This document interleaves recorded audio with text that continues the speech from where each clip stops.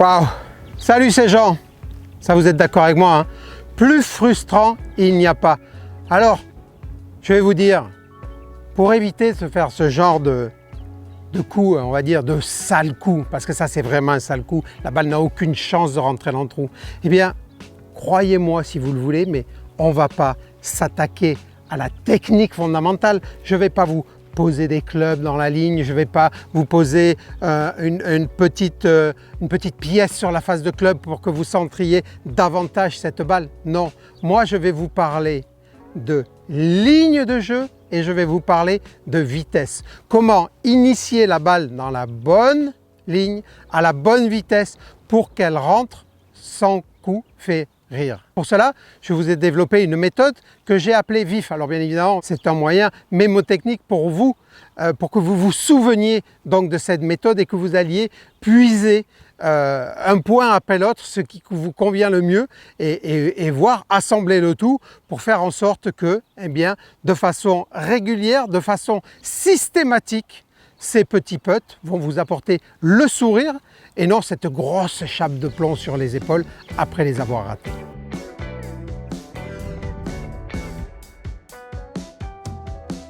Alors vous allez le découvrir avec cette méthode VIF, eh bien vous allez mettre de plus en plus souvent ces putts qui sont importants, ces putts qu'il faut mettre. VIF en 4 lettres, V-I-F-F. La première, c'est la vitesse. Alors, il faut bien que vous déterminiez dans quelle famille est-ce que vous êtes. Est-ce que vous êtes dans la famille d'un Phil Mickelson ou est-ce que vous êtes dans la famille d'un Tiger Woods? Et bien pour ça, il y a un exercice simple. Vous n'avez pas besoin de vous mettre très loin. Vous mettez environ 50 à 50 cm du trou. Et là, qu'est-ce que vous faites? Eh bien, vous puttez. Et vous allez vite voir, est-ce que cette balle arrive en tombant, c'est-à-dire en mourant dans le trou, ou est-ce que plutôt elle va aller taper le fond du trou? Je m'explique. Tiger, lui, sur cette distance, il ne prend pas de ligne et il tape fort le fond du trou. Un joueur comme Phil Mickelson ou moi, on a plutôt tendance à se servir de la pente pour la faire mourir dans le trou. Alors, bien sûr, chacune de ces techniques a son plus et a son moins.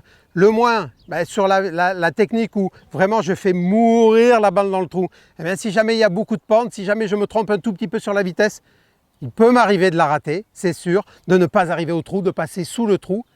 Mais par contre, ce que je sais, c'est que le putt d'après, généralement, il sera à quelques centimètres. Le cas contraire, si vous éliminez toute pente et que vous tapez le fond du gobelet, eh bien, si vous ratez le trou, vous êtes au moins à la même distance derrière, voire plus loin. Et là, il faut quand même avoir un gros cœur pour continuer à putter, pour se dire « je vais taper le même au suivant ».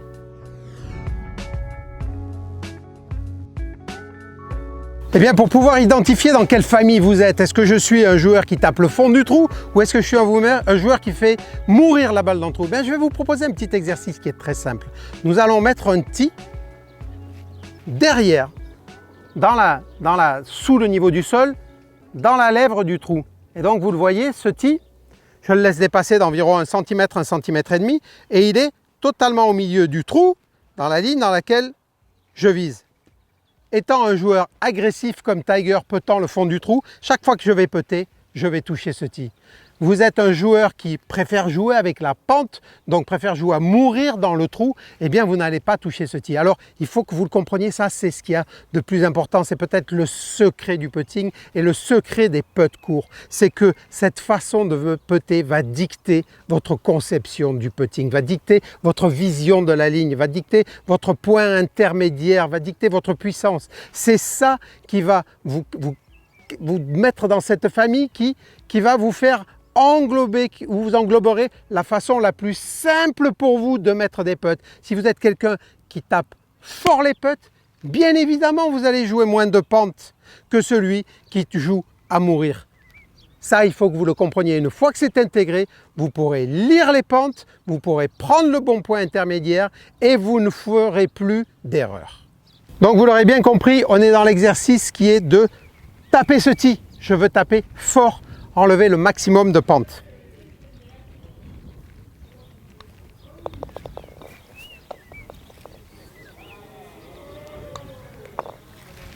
Vous voyez, avant de rentrer, la balle tape sur le tee. Maintenant, À l'inverse, je fais partie de ceux qui préfèrent sentir le putt, jouer avec la pente, épouser le terrain, être en harmonie avec le sol.